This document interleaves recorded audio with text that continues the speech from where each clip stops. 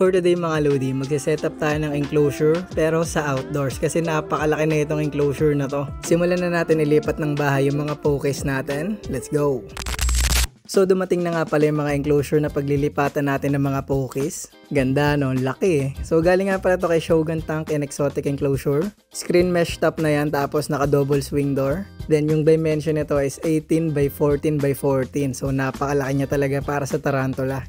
Ito nga pala yung mga materials na gagamitin natin. Syempre for substrate, forest bed by Pets Coco Friend, indoor plants, tapos driftwood from Pets Coco Friend pa rin. So ang ilalagay natin sa enclosure na yan, syempre yung Metallica natin na si Gyomay. Kawawa na to eh, basag-basag na enclosure na to eh. So game na natin to agad. Sorry kung medyo madilim yung kuha kasi medyo masama yung panahon dito sa amin eh. So una natin ilalagay drainage, syempre lickable si gamit ko since maglalagay tayo ng plants. Then diretso na ako substrate since wala akong screen mesh yung barrier sana ng substrate tsaka drainage.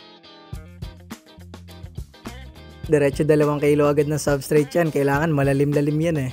Next yung driftwood para sa hide natin. Ito yung hide niya na luma pero ipapasok ko na rin dito, sayang, ganda na ito eh.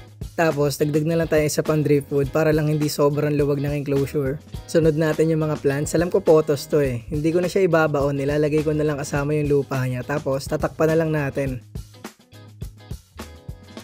Isa pang plant, alam ko potos din to, hindi ko lang alam yung specific name. Ito, ituturok natin isa-isa to. Masyado siya makapal pag sinama natin pati yung lupa eh. Etong plant na to nakalimutan ko tawag dito, pero parang gusto ko siya ilagay dito sa tuktok ng driftwood para sana pabagsak siya habang lumalago. Ang ganda tignan nun ah. So ang ginawa ko, siniksikan ko ng dried moss yung driftwood hanggang sa mapuno, tsaka natin ilalagay itong plant. Para kahit ilagay natin siya sa tuktok ng driftwood na walang paso, okay lang, di siya tatapon. Feeling ko ang ganda na ito pag tumubo ng tumubo eh no. Next yung mga Phytonias natin, hindi rin to nawawala sa akin simula nag-encloscaping tayo eh. Lagay na lang din natin yan ng buo, nakakatamad kasi pag paghihiwalay-hiwalayan pa eh. Tsaka mas maganda siya tignan pag nakaisang tumpok, di ba? Next yung isa pang Phytonia, ganun ulit, salpak lang natin yan dyan.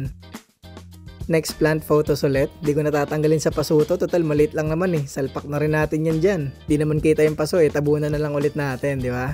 And yung last natin ilalagay, etong leaf litter, buhos lang natin ang ibuhos. Yung mga springtails, susunod na lang natin. Pero water dish, feeling ko di ko na kailangan eh. Kasi sobrang lush na ng enclosure. Feeling ko dyan na siya kukuha ng tubig pag nagdidilig tayo eh. Mukha rin bang overkill sa plants? Okay lang yan, di naman tayo naglalagay ng background eh. So dahil tapos na tayo at sobrang dilim na din sa labas, nilagay ko na siya sa loob. Okay naman eh no? Malaki pa rin naman gagalaan ni Gyomay, so pwede na yan. Welcome sa bagong mga enclosure Gyomay. Huwag mong sisirain yan ha. Kalug-kalugin na lang natin ng very gentle lang si Gyomay para lumabas. Total, very behave din naman to eh. Napakadali ilipat eh no? Bihira lang magtumakbo yan eh. So syempre as usual, parate naman ang enclosure natin from 1 to 10.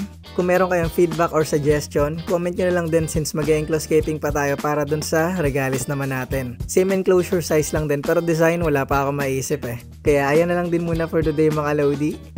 Bye-bye!